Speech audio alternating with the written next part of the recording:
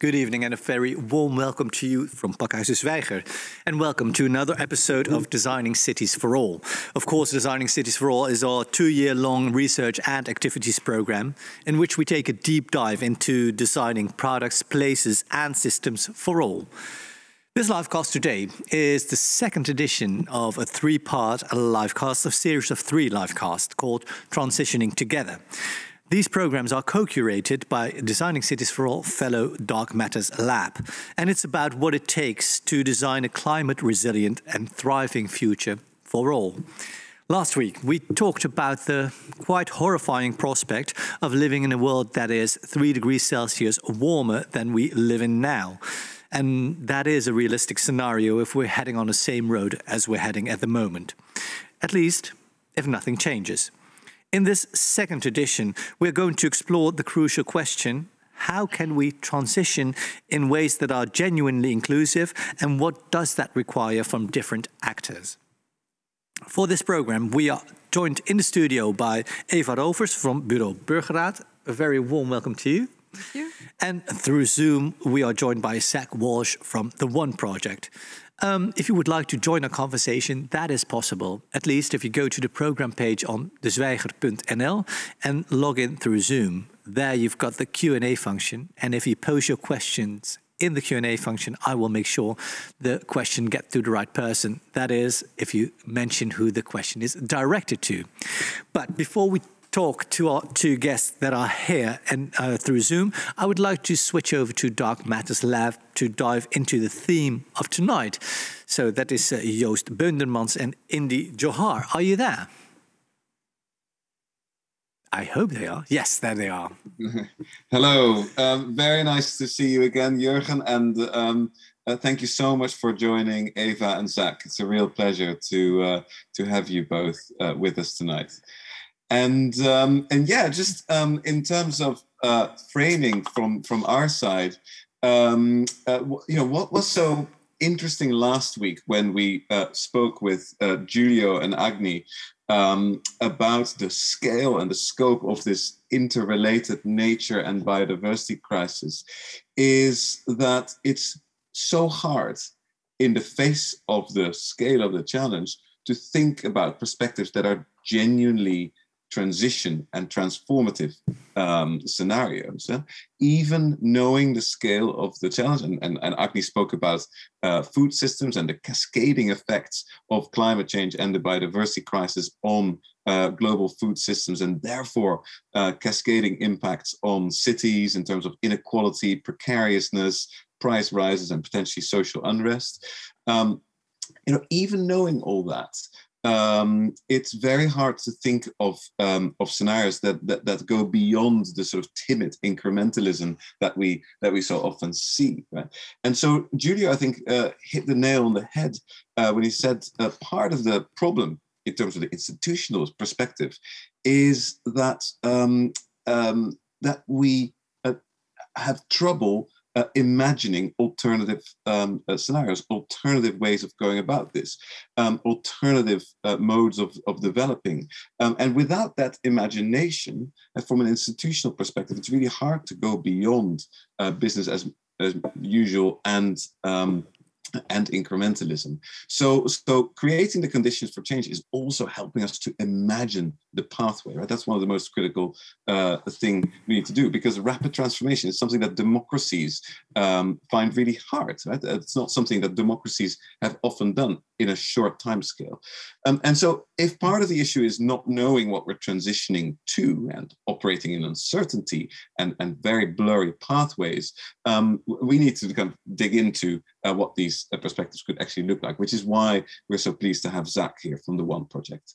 And then the other part is that none of these transitions can work without a civic mandate. And even though we hear about people being increasingly concerned, and the data seem to show that's the case, we still act or seem to act as if we don't have a mandate to go further. And that's why it's fantastic that Eva Rovers is here tonight to help us dig into and discuss those questions. So So yeah, that's in terms of framing from me. Indy, do you want to add anything before we go over to Zach? I'm delighted to actually be here with so many brilliant people. So I'm really looking forward to the conversation and getting into the details. I won't want to take any more time here. Thank you. Well, in that case, I've got a very quick question for you as well, because we see that the measurements against corona are being lifted, at least in the Netherlands. And what we saw a year ago is that this was a moment for change. The corona crisis was supposed to be this moment for change. What we see now is that we cannot wait to go back to the old normal, and there is no real systemic change happening. Indy and Joost, do you think that it is correct that we're heading for the old normal, or can we bring about change? Can we still use the momentum, or is that momentum gone at the moment? I mean, from my perspective, there is no return back to the old normal. I think there might be aspirations to, but the scale of economic transition that we're already under play, and if you look at even a 20% reduction in commuting, destroys most of the mass public transportation systems in terms of their viability. And we're already seeing that. Central business districts are already struggling. So I think the kind of acceleration has already happened. I think there will be obviously some bounce back, but some of the fundamentals have already shifted. And at the same time, the climate crisis situation is getting more significant. And we're starting to see that being recognized both systemically and structurally. And I think as a result, I think the change is in play. Now, is the change significant enough? No. And is the change of the same order? No. Are we able to create social consensus for the scale of change required? No. But it's very clear we have now experienced our first major global shock. And it's one of many. This is not the end. The food prices are already going up. All food prices globally have gone up by 10%. We're going to see many of these things destabilize in front of us. So I think the crisis is manifesting. And I think it's manifesting disproportionately. I think, going back to one point we said last time, the global north is relatively insulated from some of these problems as opposed to the global south. And we've already had one of our major crises. Syria was a climate change crisis. If you look at the underlying dynamics, which are about farmers who couldn't viably farm, being destabilized and moving to rural environments. So, these things are happening on our watch. It's whether we're perceptive about the issue or not. And those things are live, real-time, moving on, and there's many, many instances of that. So I think the question is less whether this is, I think the change is already occurring, whether it's the right order, whether we'll be able to do any preventive action, whether we'll just actually deal with it as it hits. Certainly from my perspective, that's where we are. Yes? Well, we'll explore just to that. add to that really briefly, this is just a second before we hand over to Zach. I think one of the key questions is still, so what are we going to invest in now? Because the European Union and other players are making investment capital available that could become transformational, right? Yeah. We can argue it's not enough. We can argue that it's still imperfectly balanced vis-a-vis investments in sustaining business as usual. But ultimately, a lot of investment capital is being brought to bear on this. But do we know how to spend that money wisely from a real understanding of the perspectives and pathways, which is, I think, the perfect segue to Zach, because I think that's the key question. Exactly. Let me introduce Zach for you, because Zach Walsh is joining us through Zoom. He's Senior Researcher of Economics and Governance at the One Project. A warm welcome to you, Zach. I've got a question for you, because today it was reported in a Dutch newspaper that national debt isn't going to grow, not even because of it's not going to grow, although it was expected, but because of the low interest rates. All the debts that we made in order to have the relief packages, financial relief packages, is paying money at the moment because there's a negative interest. So there's what I read in the article was that there's no real need to change the system, because the existing system makes us quite rich, even more rich than we are now. So can we go past stabilization at this point? Because your point is we have to stabilize at the moment, but I don't see that happening. What is your idea on it? Yeah, thank you for having me, and thank you for the question. So if we just look at the issue of debt, so since that's the question that you asked, if you zoom out and you look at global debt, there's a larger global debt crisis, and we're going to be seeing increasingly in the next year or so the potential for debt defaults in especially developing nations. And so I think what is missing from the story is the larger story. Mm-hmm. And so that's just debt. And I think at the same level, like to bring this back to Joost's sort of larger framework, what we're not even looking at is the global system as a whole in the way that it's designed around growth. And debt is really a problem of growth and the way that money is created on interest. And talk about stabilization. To get to stabilization, we're really looking at or in the sort of global north countries, degrowth. So, there was a scenario in about 1970s where the Club of Rome commissioned this wonderful, well-known study called The Limits to Growth with Vanilla Meadows and other colleagues. And there was a possibility of limiting growth to the point where you could stabilize the global system, sort of in dynamic equilibrium with the Earth system.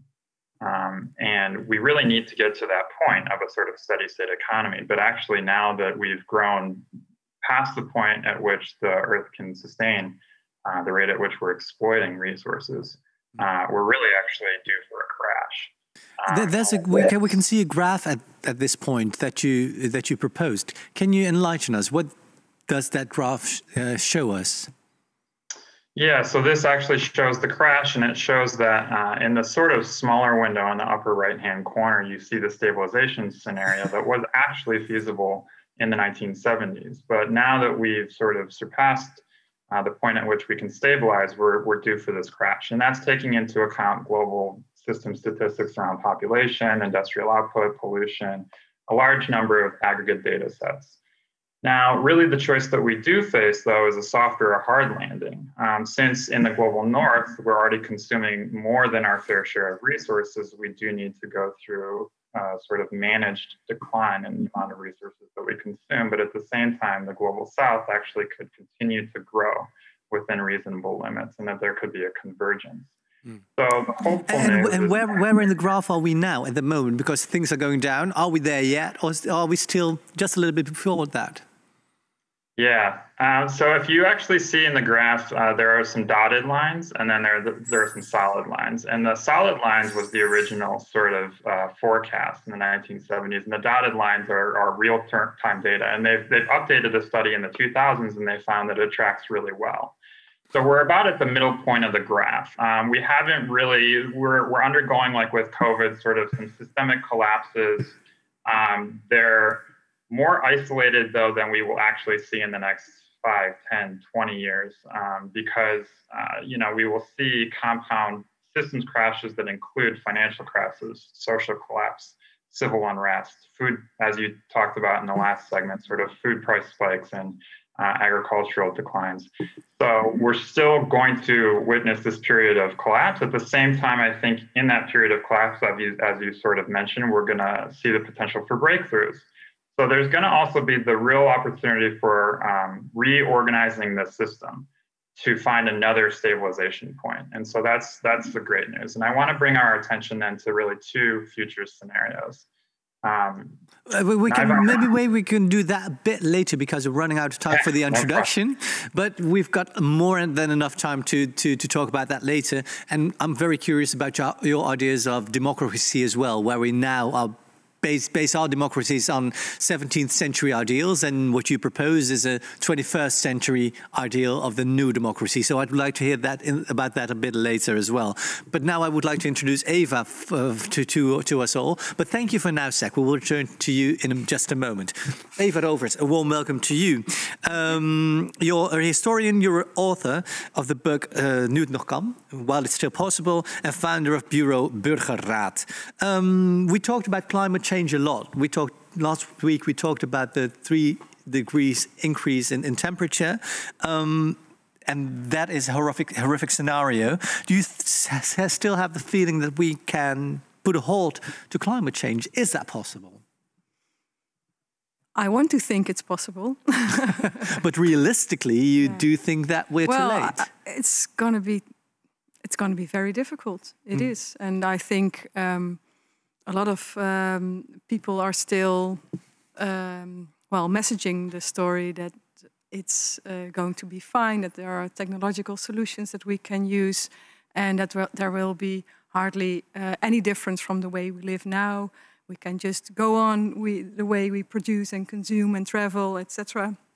And then technology will help us to, well, to battle climate change. But in fact, countries are really nowhere close to the level of action needed to fight global warming. And that's not my personal opinion. It's according to a recent report by the United Nations Framework Convention on Climate Change. But I heard different things about that, because 2 months ago I did a program here which stated that we're not even close to the Paris Agreement, and that we're not about to keep us to the promises that were made there. But a month later I read in the newspaper that things are going quite well, and that we will reach the agreements that were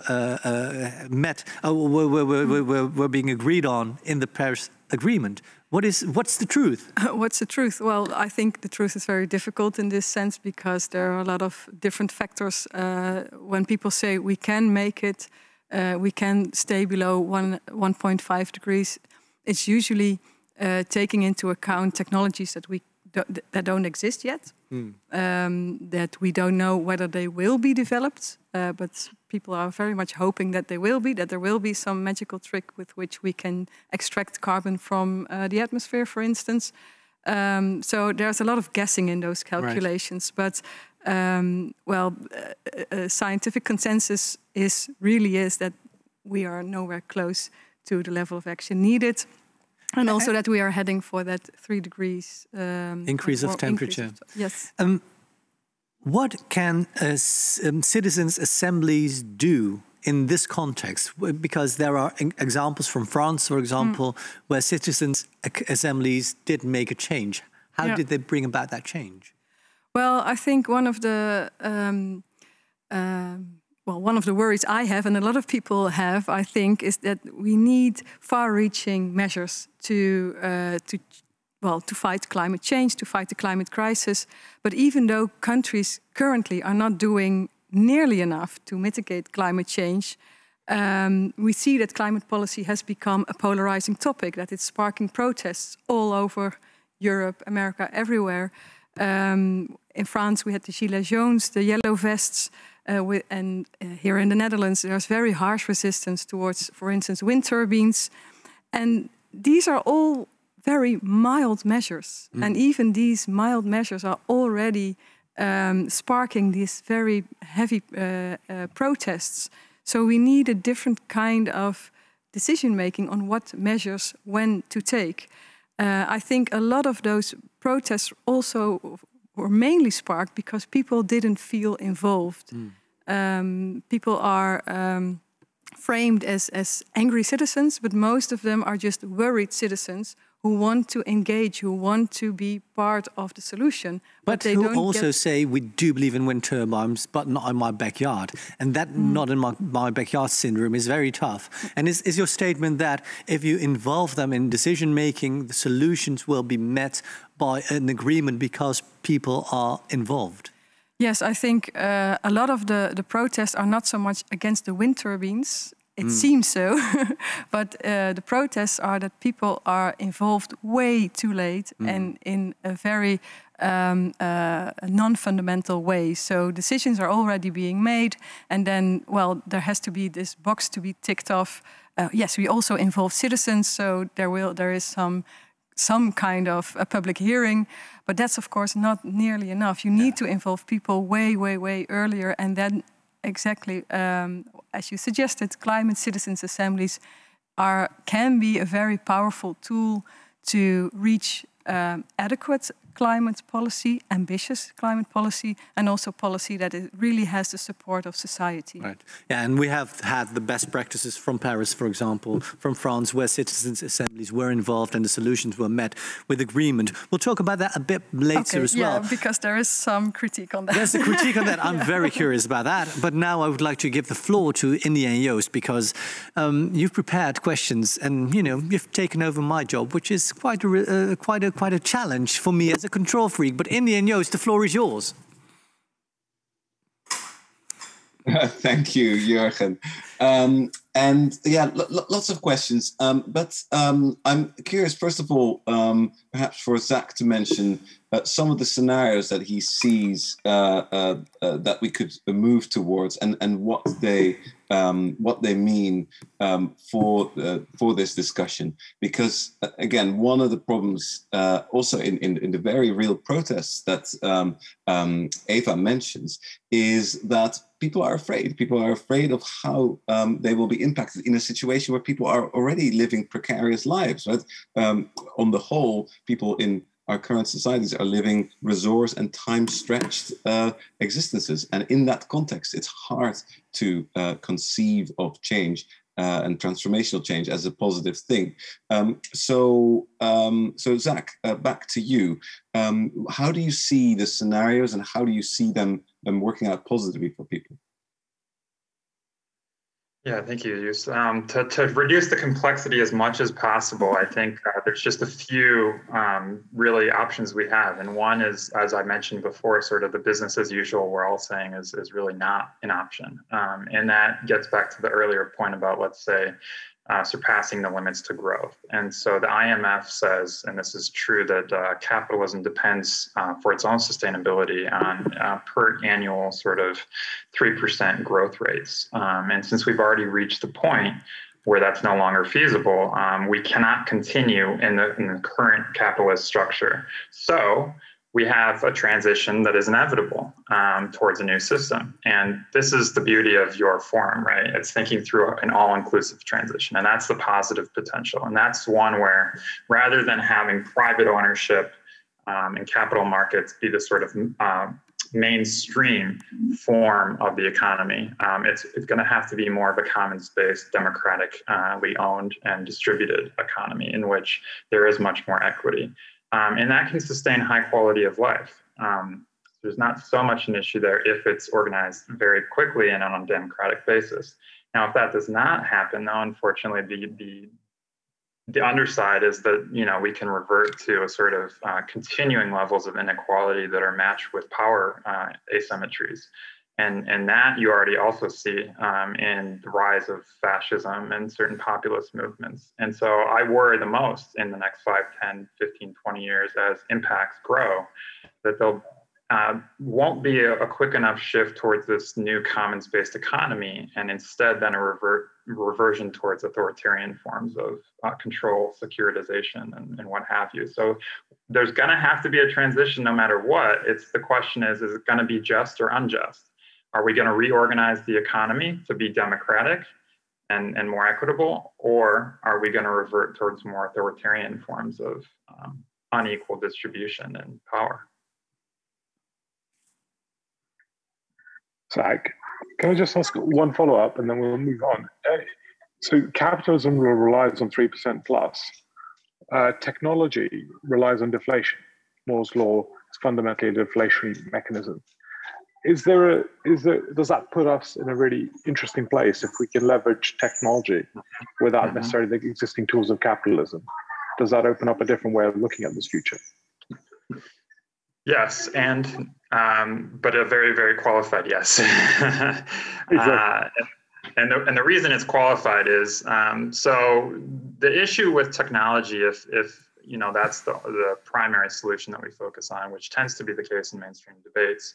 There's often, from an economic or even ecological standpoint, what's called the Jeebin's paradox, which is that as you increase efficiency in the economy through technological advancement, often those efficiency gains are just re-input into growth gains and towards the furthering size of the global economy, right? And so what we need is the efficiency gains from technology, but at the same time, a simultaneous sort of degrowth or distribution of the benefits of technology, which we actually haven't enjoyed because those benefits typically are going to a small, the sort of 1%.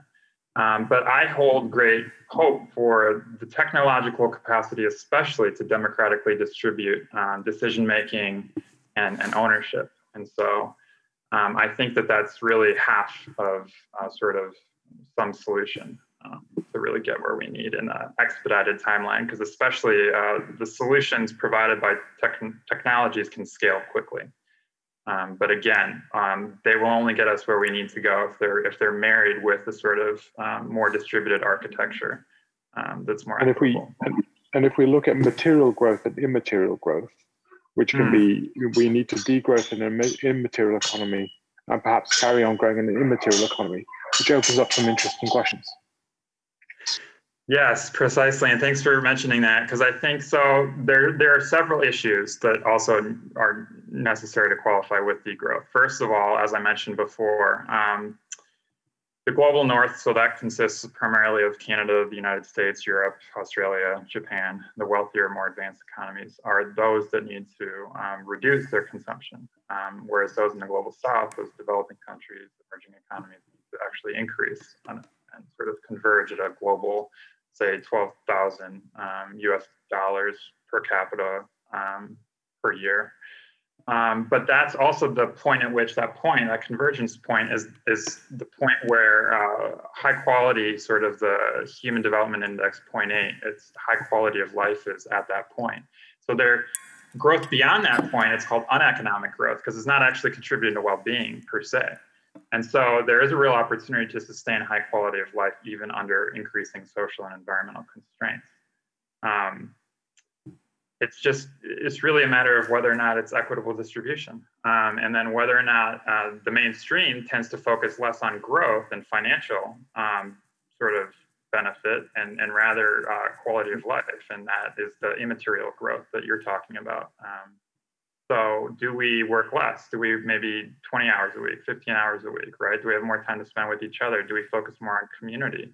Do we just enjoy life and focus as a society on organizing our economy to provide those benefits that aren't just financial, that are, social, psychological, spiritual, environmental? And Zach, I think this is what's so interesting, and I have a question to Eva about it. The possibilities are obviously bewildering, both in their impact, but also in the opportunity they carry for us to live fulfilling lives, right? But as is clear from what you're saying, the complexity of things we're asking people to consider is, it's not insignificant, right? It's psychologically complex. It's to do with people's status in life and in society, let alone all the technicalities and policy complexities. Eva, in your experience and in your proposition, how do we create through things like climate assemblies the conditions for people to engage with that complexity, right? And how do we create positive conditions for this conversation to play out? Yeah, that's a very relevant question indeed. Perhaps for people who don't already know what citizens' assemblies are, just very shortly, they are a form of deliberative democracy, which means that dialogue is central to the decision-making. It's really decision-making with people, by the people, for the people. And a citizens' assembly is usually taking place over the course of a few months, and it's the people who are part of the citizens' assembly are selected by lot, so people cannot sign up for it. They are selected by lot, just like in a jury, and they go through 3 phases. And this first phase is very important for what you just asked. This first phase is the consultation phase. So people go through consultation phase, a deliberation phase, and a concluding phase. And in this consultation phase, people are informed about the topic. No matter how complex it is, everyday people are capable of getting themselves informed about any topic. Examples from all over the world show this, that people, if you use different kinds of information, not just text, but also, for instance, videos, images, games even, there are different ways in which you can inform people about a certain topic. Citizens' assemblies have reached very constructive, innovative conclusions on, for instance, nuclear waste or all sorts of different kinds of technology. Abortion in Ireland, I believe. You have the abortion question in Ireland, which was a very sensitive and very highly polarizing topic in a Catholic country such as Ireland. And the Citizens' Assembly was able to be informed from all perspectives. So from pro-life perspective, from people who had experienced abortion for all different kind of reasons, from the medical perspective, you name it.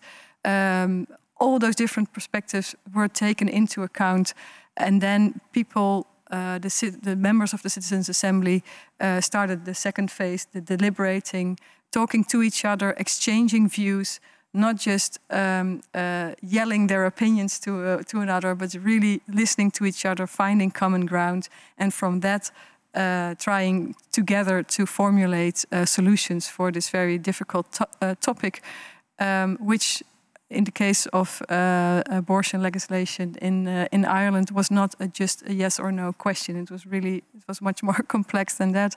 But in the end, they reached the conclusion that it should that the constitution should be changed, and in the end it was changed because of not only the solutions the Citizens' Assembly presented, but also because those conclusions were put to a referendum, and the rest of Ireland also spoke, and they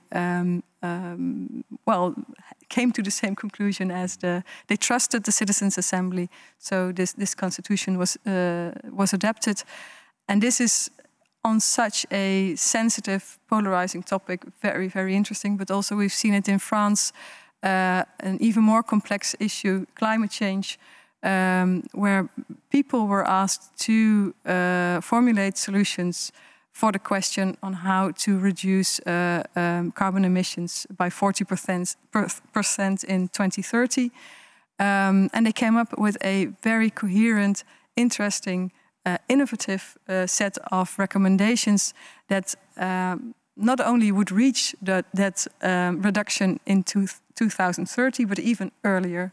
So people are very much capable of reaching constructive, innovative conclusions, even conclusions that most politicians wouldn't even dream of or think of in certain cases. And we still have 5 minutes in this round, you said you had quite some critique on the Paris Citizens' Assembly. Yeah. And what is that? Yeah, the French Citizens' Assembly, yes. Well, I think the process was well done. There was a relatively good representation of society. There were people from all over the country with different levels of education, different ages. It was all very well done. Information was very well presented in very different ways. And the solutions were indeed very interesting and very constructive. But then after the process, it turned out that not many of those solutions will be incorporated in law. And that is one of the vulnerabilities, I think, of citizens' assemblies. There has to be a very clear mandate from the start. Is there a reason that it wasn't incorporated in law? Yes, absolutely. The reason, to say it in just a few words, the reason for the Citizens' Assembly was the protest by the Gilets jaunes, by the Yellow Vests, and President Macron thought, well, I need to ask the people of France how they think about climate change and what they suggest we could do about it. And he said from the start, I will implement all the recommendations that are being put forward. But in doing so, he kind of surpassed the parliament. So there was a citizens' assembly. They reached a certain set of recommendations, and then those recommendations had to go through parliament to be put into law. But because parliament was not involved by Macron from the very start, Parliament felt set aside and left just out. Like the citizens they felt before. Yes, of course. So you really need to give that mandate it needs to be very clear, but you also need to give it needs to be given by the people who actually have to turn those recommendations into law. Otherwise, it will become very difficult to implement them. Yeah. I will give the floor back to Doug Mattislap in a moment, but there's another question that has been mentioned before, and I would like some clarification on that, because the isolation of the North has been mentioned. But who can enlighten me to explain what that isolation look like? Will it be an island of wealth that will, that will thrive in a sea of poverty, or will it look like something else? Would it be a fortress that is closed off for the rest of the world, or is it a country under siege where everybody wants to get in and people are defending themselves? What do I have to imagine from the isolation of the North? Well, it's impossible, right? I think that's the most important thing, I think, to keep in mind. It's just like with COVID. No one is safe until everyone is safe. Because well, for one thing, I think democracy will eat itself if it leads to some people isolating themselves, and the consequences are for those living elsewhere. Right? It will not hold. It will lead to such an erosion of democracy that at that point our political system, the way we live, will be undermined perpetually by the fact that we're structurally and with probably ever higher barriers and countermeasures excluding others. This transition cannot be achieved from the drawbridge perspective. Sustainability within the gates is not sustainability. Mm-hmm.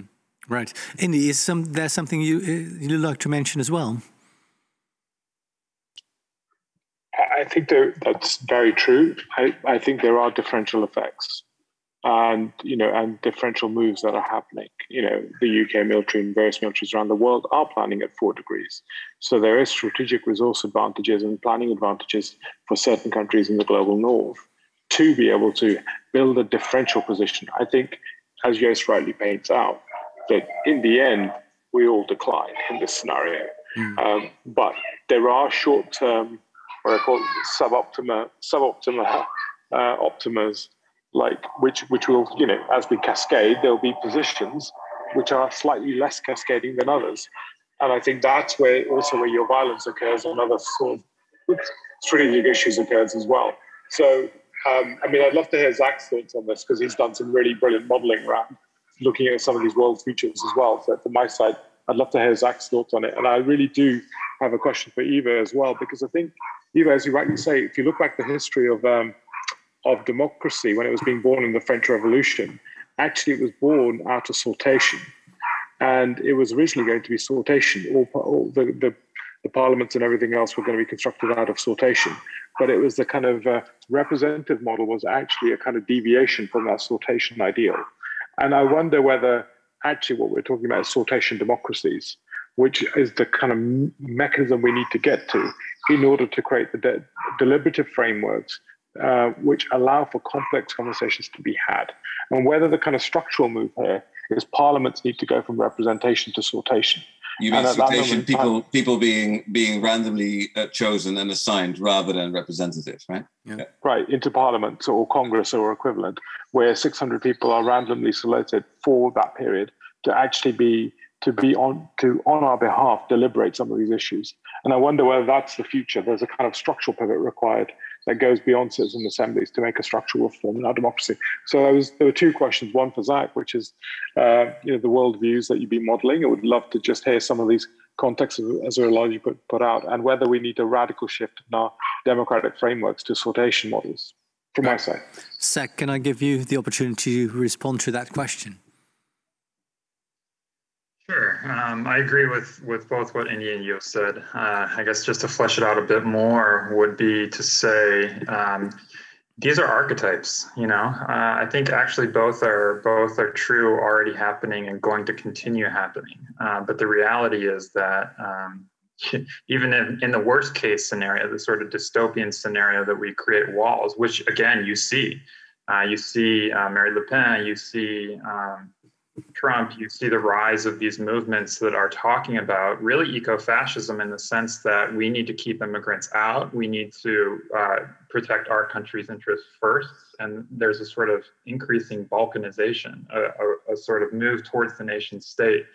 And I think we'll continue seeing that at the same time that we'll continue hopefully really seeing democratization take off.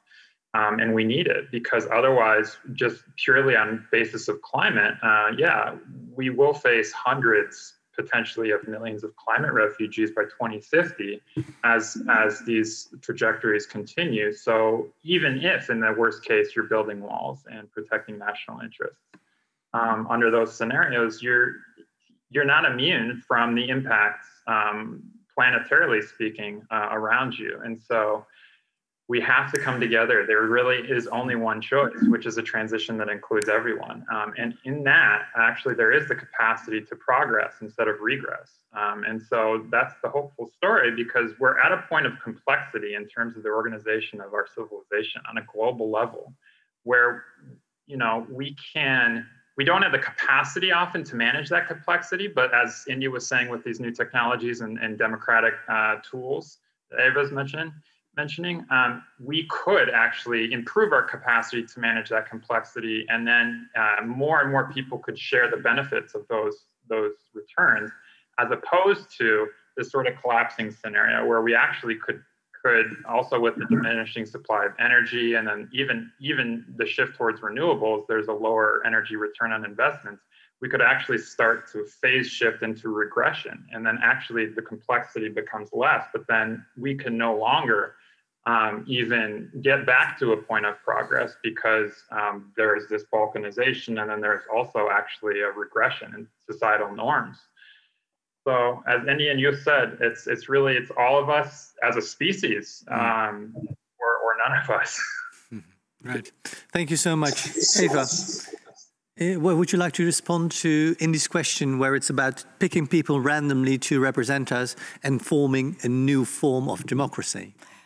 Well, actually, that wouldn't be a new form. That would be the original form of democracy. Okay. In ancient Athens, this was the way democracy was given form. There were people selected by lot to make decisions for only 2 years, for a maximum of 2 years. And those people would be rotated, so you couldn't be too long at the same time in this decision-making process. So there would be no corruption, there would be no, there would be no corruption, and there would be a fresh influx of ideas and perspectives. And actually, it was in the as was proposed earlier, it was only in the 18th century that democracy was reinvented in a way, and that elections, as we know them now, have become kind of synonym to democracy. But elections are, in fact, or Aristotle said elections were anti-democratic. They were, in a way to keep elite powers in power. And that's also what we saw both after the French Revolution, after the American Revolution. Elections were used to make sure that the people in power stayed in power, that a small elite kept the power, and that it was only a small elite that was able to use elections to choose that small number of people that were already in power. So. In a way, I'm kind of surprised that we started to see democracy as synonym to elections, because sortition is way more democratic.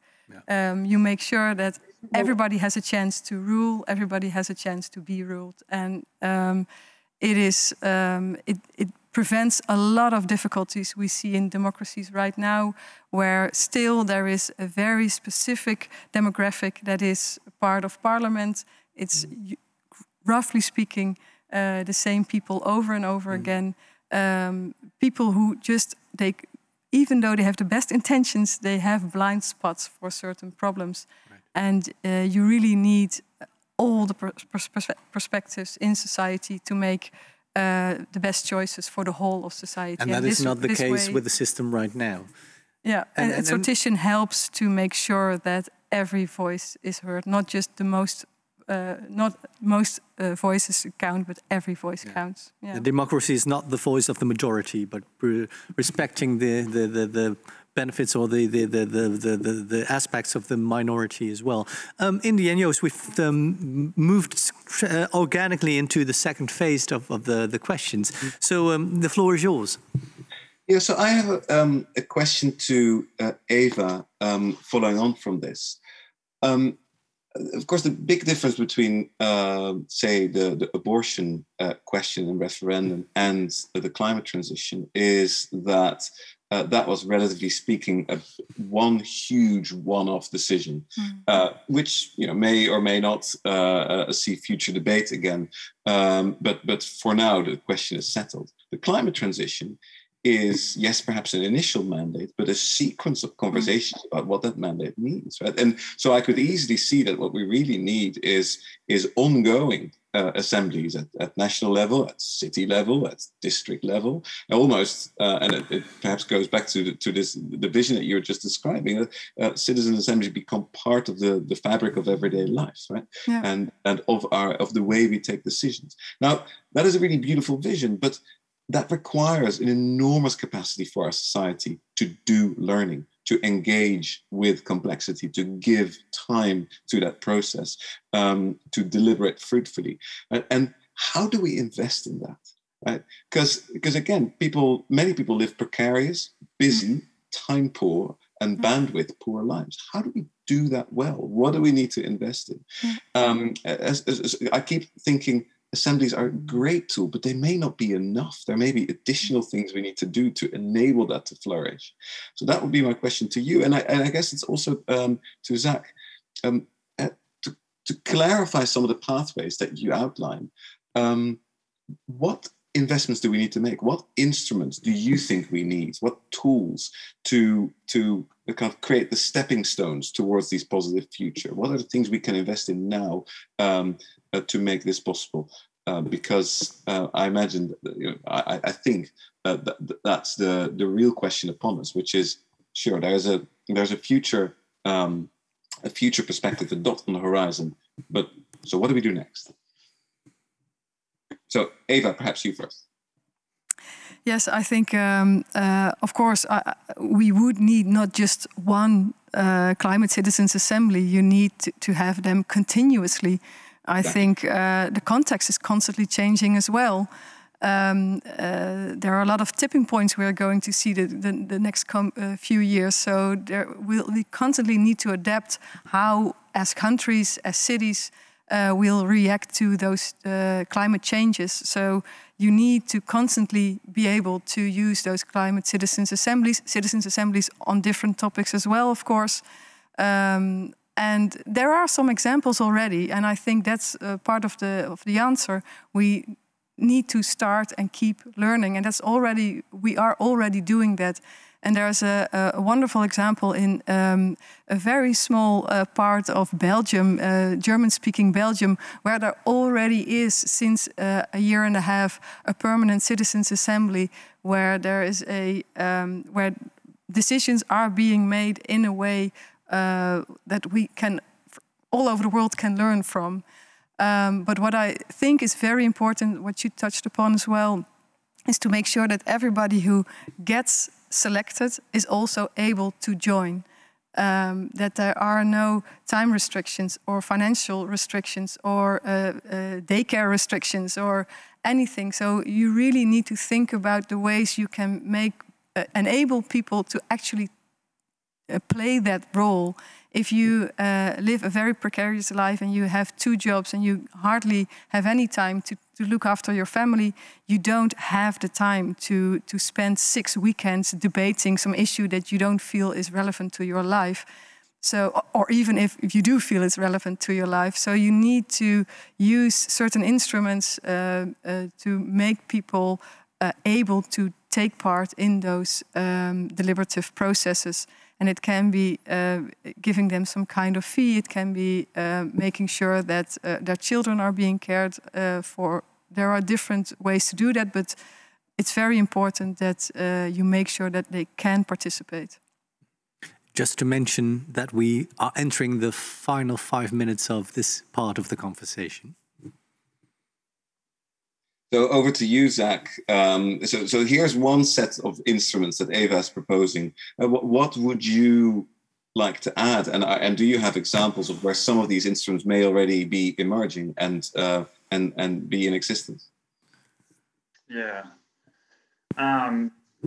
I would say that the Citizen Assembly, as has been mentioned, has a lot of strengths around public deliberation, especially on hot issues, issues that tend to be polarized. But they have weaknesses as well, which has been mentioned, that they exist within larger institutional bodies. They often provide input to those bodies, sometimes in an advisory capacity. They often take a lot of time. They're somewhat resource intensive. So I would expand the conversation around democracy in a way that is inclusive of citizen assemblies and other forms of democracy.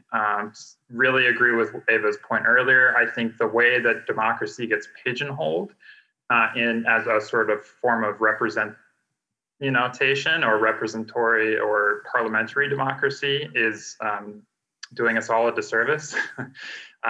We have come much, much further, and a lot of my work is exploring 21st century sort of advanced forms of democracy, and in particular, I'm really encouraged by digital democracy.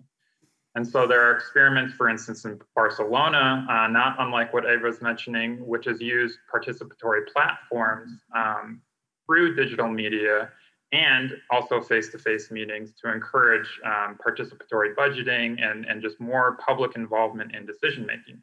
The same is true in Taiwan, where they have the Taiwan, which has coordinated things online and at the same time provided space in-person meetings to really provide recommendations to policymakers.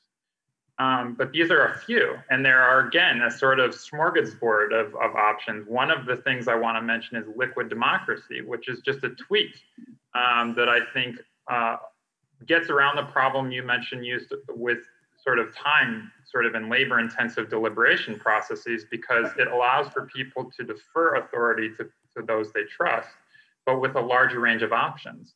And so I can, also using digital technologies, often get the information that's relevant to me and be involved in those decisions that are interesting to me, but those that aren't, I can vote and defer to the authority to somebody who I trust on a range of issues. And all of this could be disaggregated so that power isn't concentrated in a single individual, say the president or a mayor, or at whatever scale, so that there is genuine democracy on a more ad hoc sort of basis, depending on issues that are relevant to you.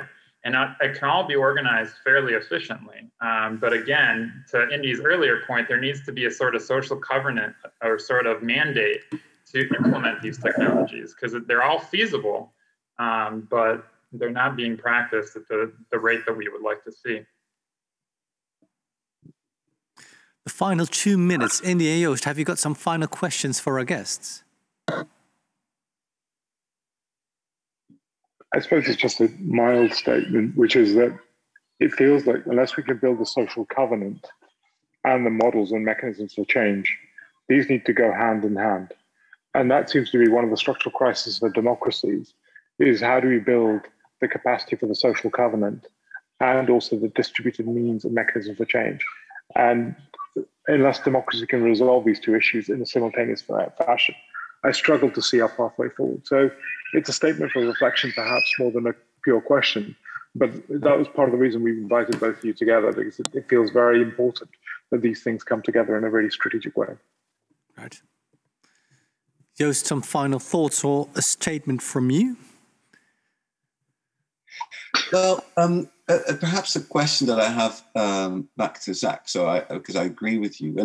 And do you see also new forms emerging of economic democracy that give you confidence that these decision-making frameworks that you and Eva have been talking about can also be complemented already at this stage with the kind of instruments and frameworks and experiments that to clarify what this new economic democracy at a different balance could look like.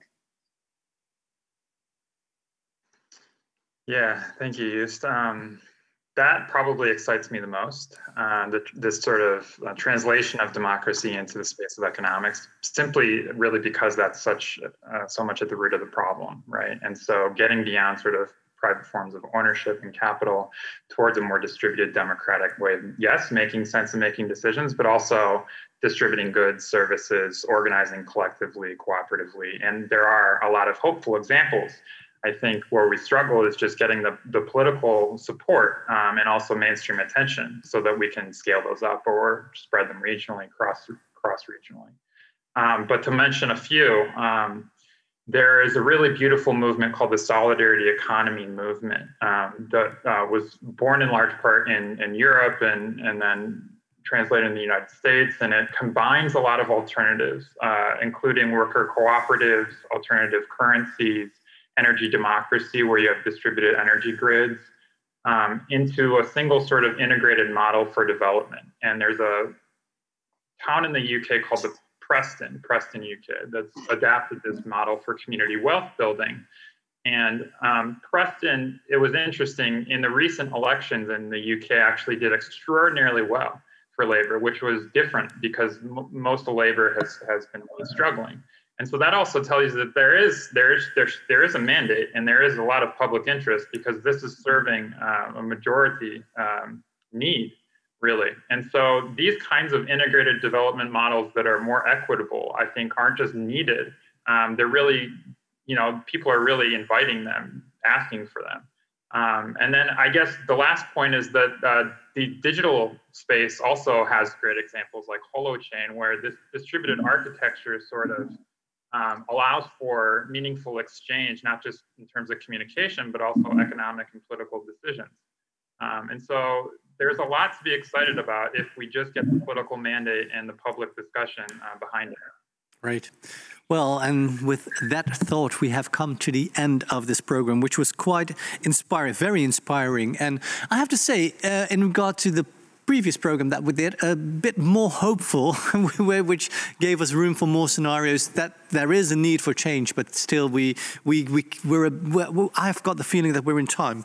Some of the things that were mentioned today that had my attention is that that we maybe have the feeling that we are finishing a crisis situation concerning COVID, that the crisis isn't over and we're heading for more crises in the future as well. So we have to be flexible and we have to be prepared to deal with that as well.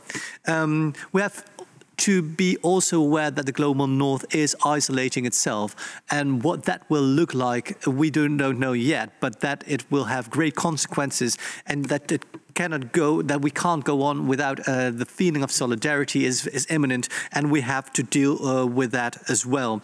We have to look at material growth versus immaterial growth, and we have to promote degrowth and focus on other things than the national gross product. And maybe New Zealand, where that is supposedly happening, can be an example and to lead us that way. What I didn't know is that Aristotle said that elections are undemocratic because it keeps elites in power. So that was very, very enlightening. But Eva mentioned that we're heading to a lot of tipping points in the near future in regard, for example, to climate change. And we have to be aware of that and we have to work on that as well. And finally, SAG said that we have to expand the conversation about democracy, that we have to talk about digital democracy like they do in Spain and Taiwan. And then you can get other people involved as well. And the social covenant that changes the system is very important. And that you have to translate those systems into economics as well. How democracy changes should be changed in democracy as well. But it needs mainstream attention and, of course, political support. Those are a couple of points that that caught my attention. A lot more has been said, of course. But we've come to the end of the program. Thank you so much. Thank you, Andy and Joost, for introducing us into this theme. Thank you, Eva and Zach, to enlighten us in your field of expertise. On June the 28th, we will dive into potential solutions to design more climate-just futures with the last episode of this triptych. And in the meantime, you can watch 2 Designing Cities for All special this Wednesday, June 16th, about how we can design the future of inclusive design education, and Monday, June 21st, about the concept of belonging and recreating a home in a super diverse city. If you are interested in some holiday reading, we've got a proposal for you and a book for you as well. If you're a student or a designer to be, you can join our student book club. And we will give away copies of The Precipice, as selected by Joost and Indy. And you can find more about that online at deswijger.nl/update. If you go to deswijger.nl/DCFA, you can find more about what the book is about and where you can find the online research file. Finally, in these dire times, you're also welcome to support De Zwijger in a financial sense. If you would like to do so, please go to deswijger.nl/pay, and every contribution you leave there will benefit the programs financially directly. Well, that was it for me. It was a joy to host this program. Thanks again to all our guests, and hopefully we'll see you at our next programs. Bye-bye.